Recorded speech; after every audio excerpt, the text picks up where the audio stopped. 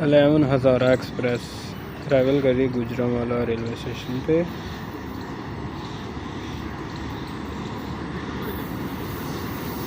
8312 के साथ।